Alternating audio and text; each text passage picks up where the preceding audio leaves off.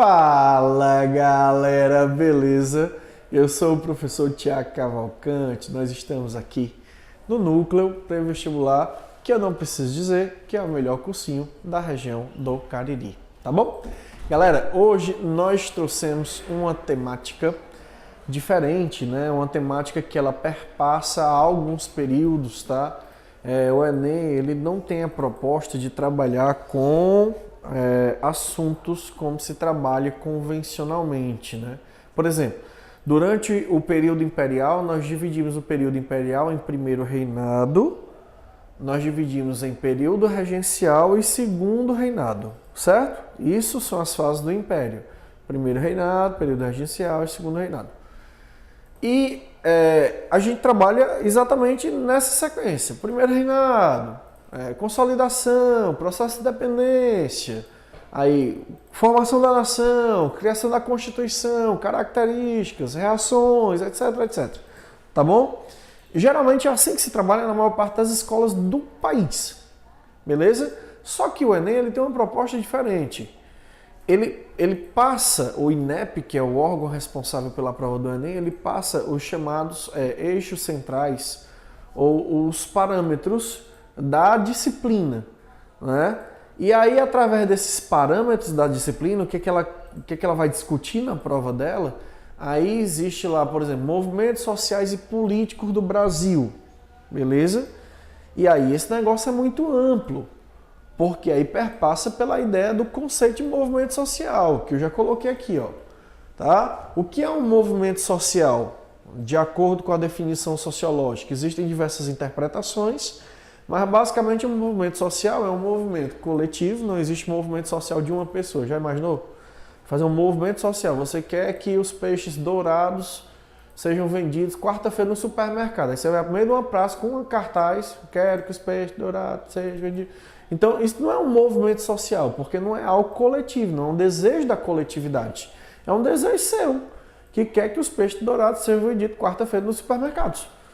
Entendeu? Então todo movimento social é um movimento de caráter coletivo, não de caráter individual, certo? É um movimento organizado, não existe um movimento social desorganizado, que não tem uma pauta, que não tem uma agenda, que não tem um interesse, que não tem uma proposta, que não tem um inimigo para lutar, certo?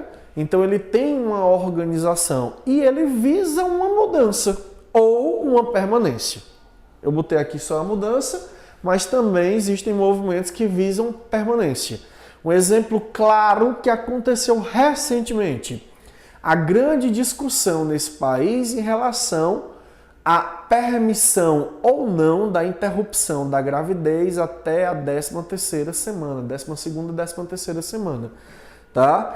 Existiram dois movimentos, um que defendia a interrupção e um que era contra a interrupção. A lei hoje não permite, certo? O que o grupo que queria a aprovação dessa lei dizia é que não se obrigava a mulher a interromper a gravidez, apenas queria evitar que a mulher, quando desejasse fazer isso, estivesse cometendo um crime. E que as mulheres continuarão praticando, infelizmente, o aborto de forma clandestina, o que vai ceifar muitas vidas. Porém, existe também um outro lado que coloca a questão de que a vida nasce com a concepção e de que a vida é algo muito precioso e que não se pode descartar uma vida tão facilmente assim, que aborto seria algo semelhante a assassinato. E por conta de todas essas questões, você tinha esse movimento que queria a permanência da lei do jeito que estava, proibindo a interrupção da gravidez até a 13ª semana. Entende? Então, o conceito de movimentos sociais, basicamente na sociologia, é esse. E aí, quando você pega esse título e pega todos os movimentos da história deste país que se enquadram nesse título, mesmo que o recorte seja o império, é algo muito grande, tá? Então, baseado um pouco na experiência, a gente vai tentar trabalhar essa questão aqui em dois aspectos, no político e no social, tá bom? Politicamente, como é que a gente pode trabalhar essa ideia dos movimentos sociais? Olha o título dessa aula, ó. os grupos sociais em conflito no Brasil Império. Então, para entender a base desse conflito, o que é que estava em jogo, a gente tem que entender a natureza dessa sociedade, tá? Qual era a sociedade brasileira do Império? Era uma sociedade pouquíssimo diferente da do período colonial. Qual era a sociedade que você tinha no período colonial? A grande massa da população, formada por gente escrava e pobre, certo? Escravos, mestiços, mulatos e brancos pobres, tá bom? Além dessa grande massa que compunha o grande corpo da sociedade, você tinha uma camada ali intermediária ligada às atividades comerciais, ligadas às atividades fabris, que já estavam se iniciando, pequenas fábricas, mas obviamente não um processo de revolução industrial, oficinazinhas de fundo de quintal. Você tem ali os funcionários públicos, você tem ali os militares, você tem ali alguns profissionais liberais, como por exemplo os médicos, os boticários, os cirurgiões barbeiros, todo esse grupo de pessoas aí, e você tinha as elites. Elites essa ligada aos grandes processos, tipo o quê? Comércio de exportação, tá? Os grandes latifundiários, atividades mineradoras, tá certo? E a alta nobreza brasileira que girava ali em torno da corte portuguesa e que também atuava aqui no Brasil ocupando as posições mais importantes dos cargos públicos. Tá? Um intendente, um governador de província, por aí vai. Então era uma sociedade que se baseava nesses elementos. Quando a corte portuguesa veio para cá e desse processo houve a emancipação política posteriormente, quando Dom Pedro I, rompendo os laços com Portugal, declara a nossa independência, o que é que vai acontecer politicamente nesse país? Vão se formar dois grandes grupos. Um que girava em torno do imperador e um outro um pouco mais afastado do imperador, tá? Esse que girava em torno de Dom Pedro I, esse grupo primeiro que eu citei, reunia o chamado Partido Português, certo? E o outro, um pouco mais afastado, era o tal do Partido Brasileiro, beleza? Partido Português reunindo aí todos os portugueses que habitavam no Brasil e lidavam principalmente com atividades comerciais. E o Partido Brasileiro, que girava em torno dos brasileiros, mas obviamente que não todos os brasileiros, já que nem todos os brasileiros podiam participar das decisões políticas. Pela nossa primeira Constituição, a Carta Outorgada de 1824, professor, o que é que significa outorgado? Imposta. Ela não foi votada, ela não foi promulgada, ela não foi colocada em discussão, ela foi imposta pelo imperador. Então a Carta Outorgada de 1824, ela estabelecia que o voto deveria ter um critério censitário. Ou seja, o voto deveria ser limitado a uma parcela da população que tivesse renda suficiente para votar. Então, por conta dessa característica aí, de um voto de caráter censitário, um voto limitado pela renda, somente uma pequena parcela da população brasileira é que de fato tinha acesso à participação política.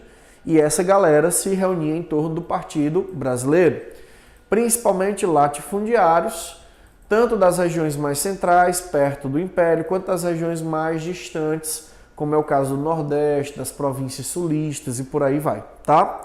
E aí vão se formando interesses particulares desses grupos. E mais cedo ou mais tarde isso vai acabar descambando em conflitos, em processos, em problemas, tá? Então observa aqui, por favor, o quadro político partidário do Brasil durante o Império, como é que ele evolui, tá? Durante o primeiro reinado, você tem esse chamado Partido Português, que reunia todos os portugueses, e você tem o chamado Partido Brasileiro, que reunia os brasileiros que tinham condição de participar da política.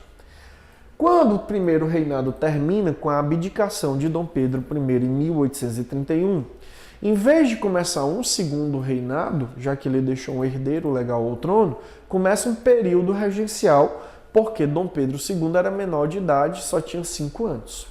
Durante esse período, nós seremos governados pelas regências. 4 são as regências, 2 delas são trinas e 2 delas são unas. Regência trina, regência de 3 pessoas. Regência una, regência de 1 pessoa, tá? Então, durante o período regencial, os 2 partidos se transformam em 3. O Partido Português vira Partido Restaurador, também conhecido como Caramuru, ou ainda Caranguejo. Vou já explicar por quê, tá? E o Partido Brasileiro se dividia em 2 alas ou facções, Partido Liberal Moderado e Partido Liberal Exaltado, tá bom? Durante o período regencial vai haver um confronto entre esses partidos para influenciar politicamente os regentes e as políticas brasileiras. O Partido Restaurador, como o nome dele está sugerindo, ele queria restaurar alguma coisa que havia acabado. O que é que acabou aqui? O primeiro reinado. Então, qual era o grande objetivo desse partido? O retorno de Dom Pedro I para o Brasil, tá? Partido Liberal Moderado, Partido Liberal Exaltado. Vamos trocar a palavra liberal pela palavra reforma, tá? Então, o que é que o Partido Liberal Moderado queria? Reformas moderadas. E o que é que o Partido Liberal Exaltado queria? Reformas exaltadas. Tiago, dá um exemplo de uma reforma moderada e de uma reforma exaltada. Reforma moderada, muda, mas não muito. Reforma exaltada, muda muito, tá? Tá, Tiago, beleza. Assim eu entendi, mas uma coisa mais específica, mais clara, que dê para ver isso com mais tranquilidade. Reforma moderada, dá mais liberdade para as províncias. Reforma exaltada, abolição da escravidão. Reforma moderada, muda, mas não muito. Liberdade para as províncias. Reforma exaltada, muda muito. Abolição da escravidão. Deu para entender a diferença? Agora, vamos para cá. Durante o período regencial, o que é que vai acontecendo com esses partidos? O Partido Restaurador, que queria a volta do imperador, vai deixar de existir pelo um motivo muito simples. O imperador morre. Como o imperador morre, né, Dom Pedro lá em Portugal morreu em 1834, não tem como restaurar a monarquia de um homem que está morto. Você pode até tentar, mas é difícil. O homem está morto. Só se fosse uma monarquia espírita. Né? Então, assim, impossível restaurar a monarquia de Dom Pedro. E aí ficam os liberais moderados e os exaltados. Esses liberais exaltados, que queriam reformas radicais, foram os grandes participantes da maior parte desses eventos aqui.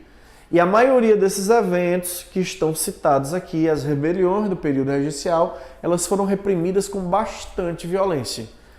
Por causa disso, a maioria dos seus integrantes foram presos, foram mortos, foram banidos do Brasil e, obviamente, o Partido Liberal Exaltado acabou sentindo baque.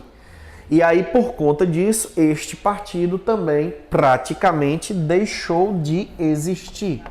Então, dos 3 partidos que você tinha durante o período regencial, restauradores, liberais moderados e liberais exaltados, 2 deles praticamente foram anulados. Os restauradores e os exaltados, ficando apenas o Partido Liberal Moderado, que inicialmente vai se dividir em 2 facções, os regressistas e os progressistas, e vão passar para o segundo reinado a partir do tal do golpe da maioridade, com o título de conservadores e liberais, 2 partidos que vieram de um único partido, 2 facções da mesma moeda, 2 faces da mesma moeda. É por isso que as pessoas costumavam comentar que liberais e conservadores eram farinha do mesmo saco. Nada mais conservador que um liberal no poder. Nada mais liberal que um conservador na oposição.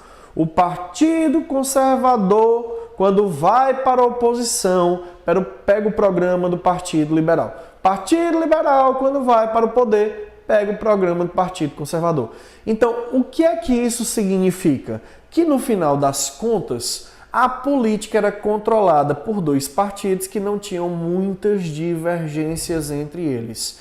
Isso vai acabar contribuindo para que no segundo reinado o clima político seja um pouco menos tenso do que fora no primeiro reinado e no período regencial. Deu para entender? Facinho? Primeiro reinado, politicamente agitado. Período regencial, politicamente agitado.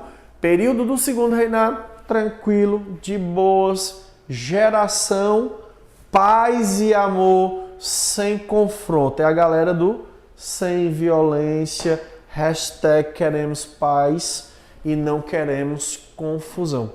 Belezinha, tranquilo. Agora, vamos para cá. Outro aspecto dessas questões e desses conflitos que vão acontecer durante esse período imperial, tá? Durante o período imperial, nós temos um conjunto de rebeliões chamado de rebeliões do período regencial. Eu acredito, baseado na experiência, que se for cobrado de você alguma coisa sobre esse período, provavelmente serão esses conflitos. São muitos os conflitos da história do Brasil. Isso daqui é uma aula que vai sintetizar, vai resumir. Não fique apenas com essa aula, procure outros materiais em outros lugares. A internet está cheia de coisa boa. Só tome cuidado para procurar coisas confiáveis, de sites confiáveis, tá certo? É porque também tem muita gente dizendo muita besteira na internet, tá? Mas aqui a ideia é sintetizar, sistematizar os principais, tá? Então, durante o período regencial, nós temos as rebeliões populares e as elitistas, tá? As populares, a balaiada, a cabanagem e maleses. As elitistas, a sabinada e a farroupilha. Quando eu estudo sobre rebeliões, basicamente o que é que eu devo procurar? Onde ocorreram, tá certo?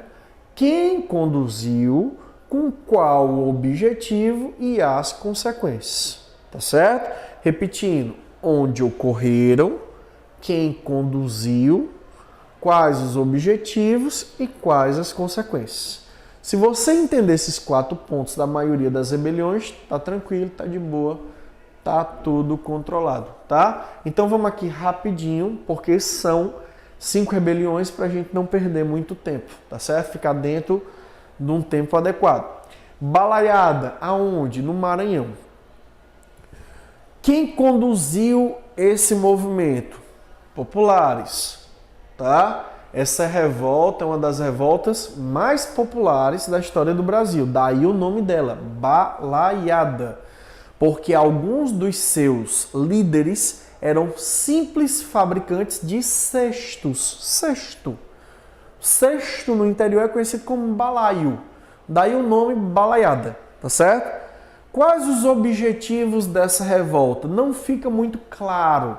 A balaiada ela vai ser gerada por circunstâncias políticas. Uma briga política local entre liberais e conservadores vai agitar o clima e a população mais pobre, castigada pelo custo de vida, pela miséria, pelas desigualdades, pela injustiça, vai acabar se levantando contra as autoridades, tá? Inicialmente com o apoio dos liberais e mais tarde os liberais pularam fora e deixaram o povo revoltado, sozinhos, na hora da repressão governamental, tá certo? Entre os seus líderes está um fabricante de balaios, um ex-escravo, não é? Então são lideranças extremamente humildes, tá? Vindos das camadas mais baixas. Outra coisa, esse movimento ele toma uma cidade, que é a cidade de Caxias, que fica no interior do Maranhão, tá? Não chega nem a tomar São Luís, que é a principal cidade, e vai ser reprimido violentamente por um militar que ficou conhecido exatamente pelo título que ele adquiriu ao reprimir tão eficientemente esse processo, que é o Luiz Alves de Lima e Silva, que ficou conhecido pela alcunha de Duque de Caxias, tá? Então dá uma olhada com calma nesse movimento. Outro movimento interessante é a cabanagem. Esse daí bem maior, de proporções muito maiores, não só no envolvimento das pessoas, como na repressão. Aconteceu no Pará, tá certo? Entre os anos de 1835 a 1840, mais ou menos, é o período da cabanagem. Existem divergências, alguns historiadores puxam para frente, outros puxam para trás e por aí vai. A cabanagem chegou a tomar a cidade de Belém, né? Os revoltosos chegaram a tomar o controle da cidade, instauraram uma república, tá? Mas aí, devido à divergência nas lideranças, o movimento vai se enfraquecendo. Os nomes de destaque da cabanagem, o Clemente Maucher, os irmãos Vinagre, Antônio Vinagre e Francisco Vinagre, o Eduardo Angelim, que também é uma outra liderança do movimento. Este movimento vai ser reprimido violentamente pelas tropas governamentais e o número de mortos para uma província pobre do Nordeste brasileiro, aliás, do Norte brasileiro, que é Pará, foi impressionante. Alguns estudos chegam a apontar que algo em torno de 40 mil pessoas foram reprimidas brutalmente neste movimento, numa sociedade que à época contava com pouco mais que 60 mil pessoas. Então a cabanagem é um dos exemplos de como a revolta das massas mais humildes da população e os desejos dessa massa por mudança são interpretados de forma violenta pelos que geralmente detêm o poder. Infelizmente, a história do Brasil está recheada, tanto no passado quanto no presente, de exemplos como esse, né? A repressão e a violência contra as camadas mais humildes da sociedade, tá? E a cabanagem é um exemplo histórico desse processo. Belezinha? Revolta dos Maleses, tá? A revolta dos Maleses é um conflito diferenciado porque foi conduzido por escravos. Isso mesmo que você ouviu, por escravos. Professor, revolta de escravo era uma coisa rara? Claro que não, era uma coisa bastante comum. Então, professor, por que de todas as revoltas de escravos que aconteceram, essa chamou a atenção em particular? Pelo motivo muito simples. Porque esses escravos que conduziram essa revolta eram escravos islamizados. Então, o ponto mais importante dessa revolta, se for lembrado numa prova de vestibular, é exatamente esse ponto. Eram escravos islâmicos. Eram escravos que vinham da região norte do continente africano, a chamada África Branca, e esses escravos eram escravos muçulmanos, tá? Como eles tinham uma única religião e tinham um único Deus e falavam uma língua parecida, era muito mais fácil a organização deles.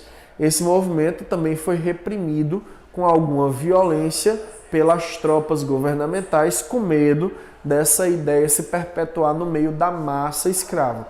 Lembre-se, nós já trabalhamos esse assunto aqui, que pouco antes dessa revolta, que é a revolta dos Maleses, um pequeno país da região da América Central chamado Haiti estava fazendo a sua independência. E a independência do Haiti foi conduzido nada mais, nada menos do que a população negra escravizada. Então, o medo que a elite branca possuía de acontecer no seu país, na sua região de domínio, o que aconteceu com Haiti era um negócio impressionante, dando origem a uma expressão, uma adjetivação, um movimento que causava pânico entre as elites, a chamada haitização. Então, o medo de haitização dos outros países americanos conduzia a uma repressão violenta sobre qualquer movimento negro que pleiteasse causas mais sociais. Deu para entender aí a parada? Para fecharmos essa questão dos movimentos sociais durante o Império. Revoltas elitistas, Sabinada e Farroupilha. Sabinada é chamada assim devido ao seu líder, um médico chamado Francisco Sabino, médico, por isso um movimento que não é popular, está ligado às camadas médias e altas da Bahia, que é onde esse movimento vai acontecer. Uma curiosidade do movimento da Sabinada é que a raiva da Sabinada era mais especificamente dos regentes e das suas políticas, tá? Então, uma das propostas da Sabinada, diferente da balaiada e da cabanagem, principalmente a cabanagem, que proclamou uma república, tá? A Sabinada, ela queria uma república provisória. Ou seja, A Bahia iria se separar do Brasil enquanto Dom Pedro II fosse menor. Quando Dom Pedro II tornasse maior, a Bahia voltava a fazer parte do Brasil, tá? É um negócio meio louco. O Sabino, obviamente, não foi aceito pelos regentes, as suas ideias foram rechaçadas e o Francisco Sabino foi preso, inclusive enviado para o sul do país. Lá no sul, ele teria tido acesso aí às ideias que também vai contagiar um outro movimento, que é a Revolução Farroupilha, tá? Então, Sabinada é esse movimento que queria essa separação provisória da Bahia e insatisfeito com os regentes da República Velha. Agora, chegamos na revolta mais importante, aquela que de fato tem a possibilidade de aparecer aí no teu vestibular. Então tem o máximo de atenção que você puder, tá? Revolução Farroupilha, Guerra dos Farrapos, ou simplesmente Farroupilha. Essa revolução é a maior guerra civil da história desse país. Ela começa em 1835 e se estende até 1845. São 10 anos que o Brasil se envolve nesta guerra civil. O confronto começa por causa de uma questão de natureza econômica. As províncias do sul do país tinham como principal atividade econômica a produção e venda de charque. Só que esse charque gaúcho encontrava concorrência no Brasil com o charque importado, que entrava aqui a preços bons, enquanto que o charque nacional pagava pesados impostos.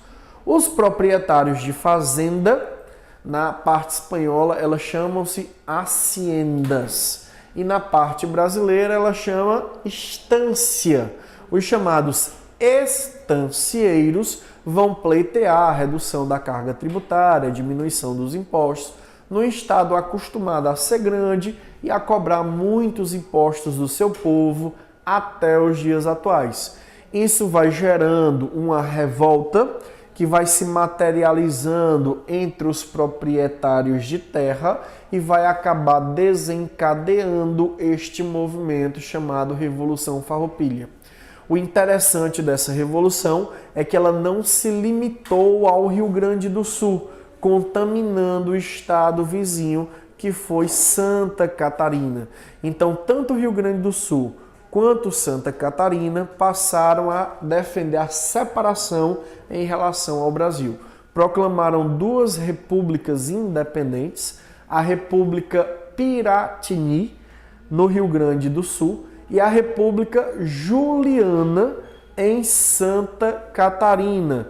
Lutaram contra as tropas governamentais, grandes nomes participaram desse processo pelo lado do Estado, pelo lado da monarquia, o Duque de Caxias, o mesmo que reprimiu a balaiada, e pelo lado dos revoltosos farroupilhas, o Davi Canabarro, o Giuseppe Garibaldi, aquele mesmo da unificação italiana, e outros grandes nomes aí desse confronto.